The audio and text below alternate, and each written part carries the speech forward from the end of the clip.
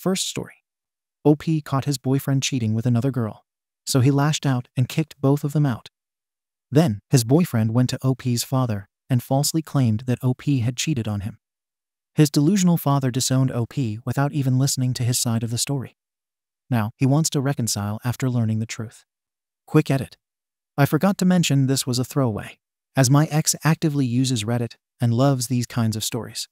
I'm so hurt, lost, and angry that I want to throw up all of my organs and just pass out. All names are fake to protect the identities of those involved, and I apologize for the length. For context, I am a bisexual, very effeminate-looking man, to the point where it is an odd day if I am not mistaken for being a female. I lived with my dad, 48 years old, for my entire life, due to my mom dying from complications of childbirth. We were each other's best friends from day one. And when I came out to him as bisexual as a 16-year-old, he came out to me right back as a bisexual man, saying, "It must run in the family," before we both laughed. I already figured this out, as he had just as many one-on-one sleepovers with men as he did with women. I never minded. As long as he was happy, then good for him. I was never neglected, I never wanted for anything, and we had pretty much the perfect father-son relationship. I met my now ex-boyfriend, also 21, Tobias, in my senior year of high school, as he was a transfer student. We hit it off instantly, became a couple, and were so close to the point that I wanted to marry this man ASAP. We both attended the same college and got an apartment together. Life was going amazingly well. A week after my 20th birthday, I walked in on him sleeping with a girl I had never met. I flipped out on him, and we both cursed each other out through tears, with him pulling out the cheater's classic card of, "You haven't been there for me." I just fell out of love. I kicked him and his girlfriend out right after I apologized to her. They hadn't even known each other longer than a day, as they met at a cafe and came back for afternoon fun time. And I didn't have the heart to be mad at her, as he just didn't tell her. Well, after I had spent an hour packing everything of his, I got a phone call from my dad cussing me out and calling me a horrible person for cheating. I was immediately taken aback and tried to tell my side of the story. But my dad wasn't having any of it, and told me to lose his number for a while, as no son of his would ever be able to cheat. I couldn't help it. I broke down and began crying and bawling, as this piece of trash lied to my dad before I even thought of telling him, and tanked our relationship. I decided to move out of the apartment later on with the help of a cousin, Eric, 24, who lived about 10 minutes away and who hadn't heard either side of the story yet. I told him the whole story and told him not to contact my dad about me, as his choosing my ex's side before even trying to hear me out basically ruined all chances he had of me trusting him again. We got packed, and I moved a city away, finished my bachelor's degree in computer science, and am now currently working as a software engineer. I met my current girlfriend, Amanda, 21F, after we were both part of a math class project. I took my math credits late and became friends. I was really hesitant to open myself back to love, but we took it slow, and I told her everything about what happened before we ever got serious. I never thought I could love again, and now I absolutely adore her to pieces. She's funny, kind, smart, and pretty, and we share so many interests. Now on to the incident that happened 2 days ago. I was in the kitchen, washing dishes, while Amanda was mopping our living room floor. I heard a knock on the door and, not expecting any packages or any visitors, went and opened the door. I saw my dad standing there, looking like total crap. His eyes were bloodshot, his face was red, and he looked like he had just finished crying. He asked if we could speak, and I immediately slammed the door in his face and ran to my bedroom. Amanda heard the commotion and came to get me, asking what the matter was. I told her that my dad was at the door, and as soon as those words left my mouth, I saw a vein pop out of her head. She then proceeds to go out there and scream at him for what he put me through over the last year, telling him he has no nerve to show up here and to get his sorry butt out of here. He told her to tell me that he learned the truth from Tobias after he texted him out of guilt and confessed to everything, and then he left. I went on my Facebook Messenger account, which I haven't used in months, and there I saw that he had sent me messages detailing everything he told my girlfriend, along with his new phone number, and that he had gotten my address from Eric after prying for it for days. I haven't blocked him yet, and I asked for a meeting for him to tell me, in his own words, face to face, everything that happened. I told him that this was not to be considered an attempt at reconciliation, and that I did not know if I could ever trust him again. He understood, and we are meeting at a local park later today, the 10th of September, just to clarify, as it is currently 2:24 am, and I haven't been able to sleep. I do not require advice. I just needed to vent my situation here. but I do appreciate any insight or advice you guys may have. To clarify as well, I will be updating this post or making a new one with the details of our meeting. I do not plan on reconciling now or in the foreseeable future. Another quick edit. I forgot to mention that Amanda will be coming with me for moral support, but will be hanging back. She has been my rock, and I love her so much. Update. Hello all. I want to thank each and every person who commented, showing their support and giving me advice. You guys helped me formulate my plan for confronting my dad. For reasons I will get into later on in this post, I will now be referring to my dad by his first name. James, fake like the other names. I could hardly sleep at all and only managed to get in around 3 hours before I had to meet James at the park. We met up and sat down at a picnic table, where I asked James if it was okay if Amanda recorded our conversation so I could reflect on it and possibly use it for therapy sessions. I started therapy around month 3 after the fallout. He agreed and then asked me how I was doing, what's going on with my life, etc. I answered the first 2 and then said, "James, let's skip the formalities, please." I could tell from my calling him that instead of Dad getting under his skin, he relented. The conversation then went like this. Me. What took you so long to finally find me? And would you have looked for me if Tobias never admitted what he did? James. I only just found out a few days ago that Tobias was lying. I would have looked for you eventually to mend things, even if he wasn't lying. But I needed space. Me? Why did you need space? James. Well, when you were around the age of 4, I had a steady girlfriend that I was seeing cheat on me. That's why you never saw me in a committed relationship for more than a few weeks to a month. Me. Why were you so quick to believe Tobias and not hear me out? James. He had actually been drip-feeding me his doubts over text about you and how he thought that you were the one cheating, and he asked me to keep it between him and myself.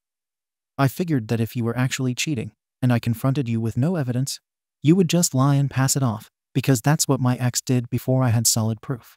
Me. Are you still in contact with Tobias? And if not, for how long did you guys keep in contact? James. We stayed in contact for around 2 weeks. He was over at my house every other day until he met a guy who ended up cheating on him, which made him realize his guilt and come clean to me. Me. Did you two ever think about hooking up? Did Tobias or you ever try to seduce the other? James. Of course not. Not only do I not pine for men that much younger than me, but I see him as my other son. He also never made any advances toward me. He pulled out his phone for proof and showed me his text messages. Me. How can I trust you again? You tossed me to the curb like yesterday's garbage without even hearing me out. James in tears at this point. To be honest, I don't know. I know that I have zero business trying to come back into your life after what happened, but I've missed you so much. I'm willing to do anything at all to mend this relationship between us. I've told Tobias he is dead to me and to never speak to me again. I'm sorry for everything for me, for what Tobias put you through, for the way I treated you and spoke to you. I sat in silence afterwards after James begged and cried softly to be in my life again. I managed to stay strong until I got home to write this update, where I've broken down. This may be where I made a mistake. After he finished, I told him that I was willing to reconcile with him, not as a father, but as a man. I said that he's going to have to prove to me that I can rely on him and trust him before he gets to be called dad by me. I said that while I do accept his apology, it is going to be a while before I completely forgive him, and that he is an acquaintance to me right now. I also told him that we were going to therapy, and that if he refused, he wouldn't get to see me again. He instantly agreed, hugged me, I didn't reciprocate, and told me he was going to spend the rest of his life making it up to me. He asked me if I needed any help financially, and I told him no. I then told him about my new job and how I got my dream career after getting my degree, which I wished he could have been there for. He broke down again and cried, apologizing repeatedly. I assured him that I do not have any ill will towards him, but he isn't my father yet. We said our goodbyes, and Amanda and I went home. That's where I'm at right now. I'm not sure if reconciling like I did was the correct move, but I do not forgive him, at least not now. I may, sometime in the most likely far future, but right now that wound has cut me deeply. Amanda has been so supportive and caring, and I honestly couldn't have done it without her. I love her so much, you guys have no idea. As for Tobias, he hasn't sent me a single message or text, and I don't care if he ever does. That slimy effing rat can burn for all I care. Second story. OP opened his son's iPad to get him Minecraft, a game he's desperate to play. only to discover his wife's affair for the past year and a half after seeing their Snapchat messages, and decided to go nuclear on both his wife and her affair partner by exposing them. I'll get straight to the point. But I, 29M from the UK, and my wife, 29F from the UK, have been together for 13 years since college days, but have been married for 5 years. We have a 9-year-old son, and 2 years ago, my wife bought him an iPad. Little did I know that device would cause the end of my marriage. My wife has never been overly attached or secretive about her messages when I'm around. We've shared our passwords as a sign of trust, so I never had any reason to suspect her of cheating.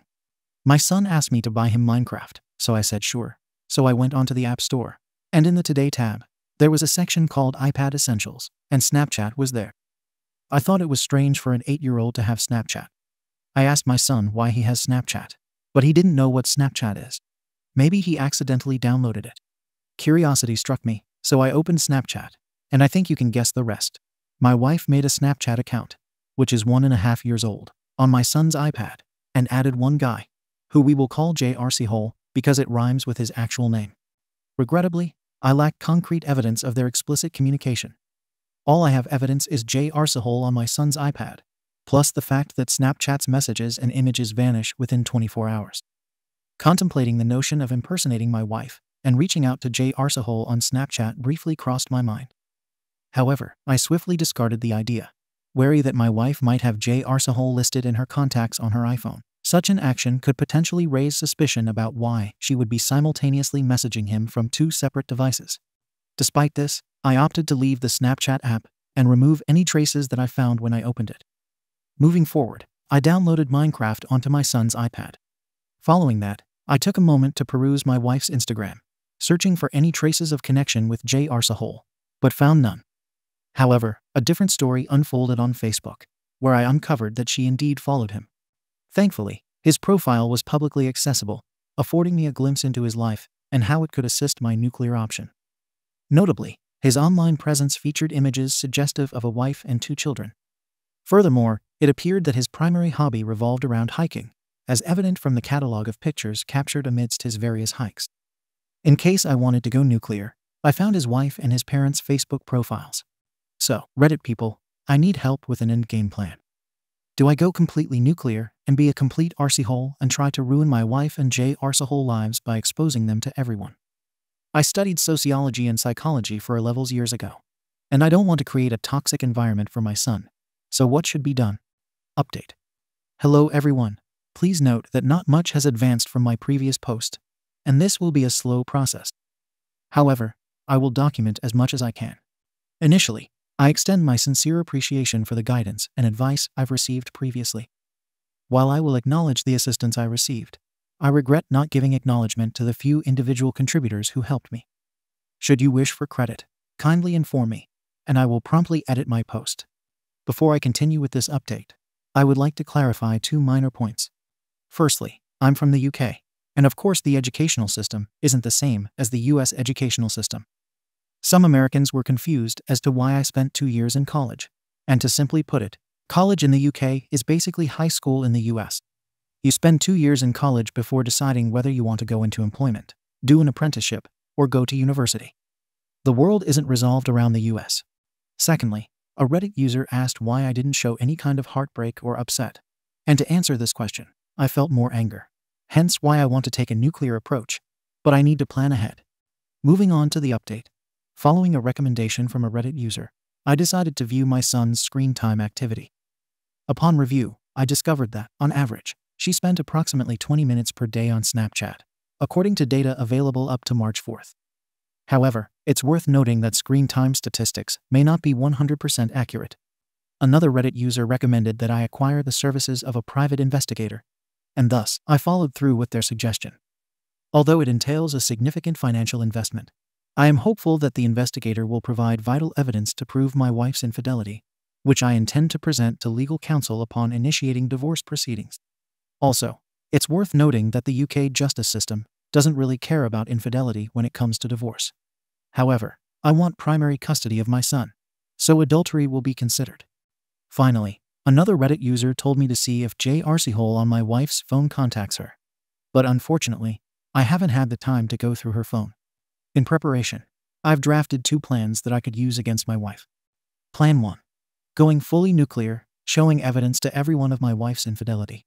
Even showing proof of J. Arsahol's infidelity to his family. Also worth noting that regardless of which plan I choose, I will tell J. Arsahol's wife the truth, as he deserves to know what kind of homewrecker her husband is, and serving divorce papers right in her face. Plan 2. Threatening to go nuclear. With hopefully vital evidence provided by a private investigator, I can threaten my wife with the evidence I've obtained and persuade her to not contest the divorce and let me have full or primary custody. Otherwise, I will go scorched earth. Of course, these are drafts, but let me know if you have any advice on how I should proceed with this. This will be a slow and mentally draining process, but I hope to see the light at the end of the tunnel. Update 2. Hello everyone. You may remember me from my previous posts, which I have linked above, and for this update, I will discuss a few minor points before ranting about how my life has been since discovering my wife's affair and my mental health struggles. I'd like to acknowledge that while this may be stretching the boundaries of Reddit assistance, for me, these posts serve as a form of cost-free therapy. My experiences with professional therapists have been less than satisfactory, a situation I'll delve into later. However, on Reddit, I've found a sense of genuine concern and support from the community, despite the presence of a few trolls. For this, I am sincerely grateful to you all. Now on to the minor points, which I will discuss briefly. Firstly, I want primary custody for my son for 2 reasons. Firstly, my wife works more hours than me as her job is way more demanding than mine, and I take care of my son more. Second, I'm horrified by the fact that her naked pic was on my son's iPad, so overall, I believe he will benefit from staying with me. I also never intended on taking my child away from his mother, but nonetheless, she caused the family to collapse by failing to keep her legs closed. Secondly, a Reddit user suggested that she could be having an affair with a coworker, so I've arranged a meeting with her colleague, whom I consider a friend. Thirdly, I've concluded I'm going to take the less nuclear approach, but with a few minor adjustments. Finally, and with significance, I felt inclined to postpone contacting a lawyer initially as I wanted concrete evidence from a private investigator. However, upon receiving numerous recommendations from the community, I gave in to their advice and sought legal counsel. I've come to realize it's key for me to stay several steps ahead of my wife, considering the possibility of her initiating divorce proceedings. I will talk about why I'm not a fan of therapy, and the simple answer is that my therapist didn't care for me at all. During adulthood and childhood, my father cheated on my mother multiple times. Somehow they are still together to this day. Of course, therapy and psychology have advanced since I last had a session, but I just deeply remember explaining my issues to my therapist, and she replied in a monotone anything else and ended the session. I feel like I'm traumatized by these words. I have rarely expressed my issues to people until I made this Reddit post, and from my experience and the advice I've been given, I feel like unqualified Reddit users have treated me better than actual therapists, which sounds crazy to say. Now onto how life has been for me. Honestly, I've been struggling to hide my frustration and disgust. Yesterday we had intimacy and intercourse because I've been accepting her demands. She knows I would never turn down intimacy, and I genuinely felt sick. I have no evidence that my wife's or J. Arsahol's affair turned physical, but the mere concept of my wife opening her legs to another man frightens me. She questioned my peculiar motives, but I just joked that my Johnny isn't working, and she laughed. We left it at that, but I genuinely felt humiliated. My wife could be laughing about this situation with J. Arsahol, and I'm just struggling to accept what life has become. I've also been overthinking. What if my son isn't mine? What if this affair has been going on for quite some time, and I've been too oblivious to recognize the red flags because I firmly held on to the idea that my marriage had no flaws? I'm sorry if this post felt like a rant, but I would appreciate advice on how I can hold on while knowing that my wife is having an affair. Secret voices. Since OP deleted his account, we couldn't know what happened, but let's just hope he divorced her and got full custody of his son. Third story. My man-child husband lost his job, spent all day playing PS5, and refused to look for any jobs. So I gave him an ultimatum. Either be a house husband, taking care of our daughter while I provide, or we get divorced. The very next day, he bought my abusive mill and started acting like he did all the household chores and took care of our daughter. Long story short, my husband 37M used to work to support the family, while I 36F stayed home taking care of our 2-year-old daughter. Last month, he lost his job and told me he felt exhausted and wasn't eager to do anything. I said okay and offered to work, so he could look after our daughter at home and get some rest until he felt better. By the way, our daughter goes to daycare, so it's mainly some housework and picking her up. But he said no. He needs his time to be completely free. I got furious because this means either I work while also taking care of our daughter, or our family will face significant financial pressure. But I stepped back anyway and had a hell of a month doing everything while he hung out with his friends and played PS5. Finally, I couldn't take it anymore and told him he had to choose between being a house husband or divorced. He chose the first, but it felt forced. I keep questioning myself. Was I too harsh? Any good advice would be appreciated. Update. I never thought this would draw so much attention. I'm trying to read as many comments as I can, and I really appreciate your opinions, especially those pointing out things I should have told him but didn't. I've decided to show him the post after work and see if we can have a real talk based on that. Again, thank you all. I told my husband to choose between divorce and being a house husband. AITA. Comments. Something strange 87. NTA adults with children don't get to have their time completely free. Bored Panda 55. This. NTA. It's one thing to not jump back into a job. It's another to ignore your family completely. OP, your husband can spend some time with your daughter in daycare to seek out therapy as well. Fogadays 415. NTA. You were very reasonable. Bluntly, you don't get to rest the way he does when you have a kid. You have to take care of said child. OP, you have a point. I didn't get any rest. Langlib sucks. Actually, you had to take care of 2 children. Just one was quite a bit larger. Judgment. NTA. Update. 4 days later. So, I got off work, picked up my daughter, and showed my husband the post after she fell asleep. I told him that millions had seen it and made various points. I admitted that my ultimatum was an impulsive reaction and that I preferred having a calm discussion to work through this. He said he was surprised I shared family matters on Reddit and that he wouldn't have done it. He said he wasn't feeling depressed, just tired and exhausted after years of working, and he just wanted to be childish for a bit and really enjoyed the month off. I kind of understood because we used to travel a lot before our daughter was born, and life has been harder since then. I told him I wouldn't force him to work, and that he could take his time as long as he could pick up our daughter and do the housework. He hesitated but told me not to worry. I thought this was the end of it. Then, the next day, I came home from work to find his mother there. I was shocked because he hadn't told me anything. She started picking up our daughter and doing the housework. This is driving me crazy because I have never gotten along with her well, and my husband knows this. I feel like he asked her to come so he could continue being childish, disregarding how I feel. His mother raised him as a single mom, and according to my husband, she was very protective and planned to live with him for his whole life. He felt suffocated, so he went to a university far from home and reduced contact with her. I remember one time she came and got sick and vomited, and I cleaned up her mess. Suddenly, she asked her son to come and told him that her underwear was dirty and needed to be washed by hand that very night, even though we had a washing machine. My husband and I had agreed that our marriage was ours, and that she wouldn't come and live with us. He broke his promise. I'm considering divorce, but I'm worried our daughter is too young to understand it. I've thought about holding on for a while, but these days of living with her are already driving me crazy, and I don't see a quick end. I've thought about being an AITA and forcing her to leave, but that might lead to divorce. I really need some advice. Thank you all. TLDR. I 36F showed my husband 37M the last post, and we had a talk. Then, without asking me, he invited my mother-in-law to come, even though he knows I've never gotten along well with her. Comments. Open Incident 3D601.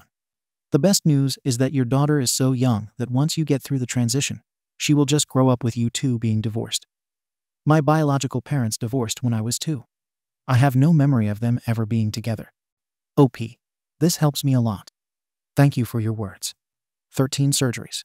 It's far better for your daughter if you get her out of that unhealthy dynamic. I stayed in my nightmare marriage for the sake of my daughter, and sticking around for the crazy did more damage than taking her and getting the hell out would have. She's grown up now and is in therapy. She's also gone to NC with her father. Please don't make my mistake. Open Incident 3D601. And if you stay, you will teach your daughter to also choose a man who mistreats her. Imagine your daughter married to a man just like her dad with a mill just like yours, and then make your decision. OP. I would hate myself if this scenario really happened. You have a point. Thank you. Paraskint. It happens so easily and subconsciously. All of my ex-boyfriends are exactly like my dad. But my husband is exactly like my stepfather. I emulated the toxic relationship my parents had without realizing it. And then when my mom showed me a good husband and father and a healthy relationship, again without trying or realizing it, I found it for myself. Once I saw her in a good marriage. It was jarring when someone was showing red flags, because it wasn't normal to me. But before, all I knew was toxicity. So the red flags didn't look so red. They were what I was used to. OP, good point. I'm starting to worry about the fact that my daughter would estimate it unconsciously. Thank you for watching the video. If you are interested in listening to these kinds of stories, we've got more in store for you. Simply subscribe to our channel, hit the like button, and share it with your friends.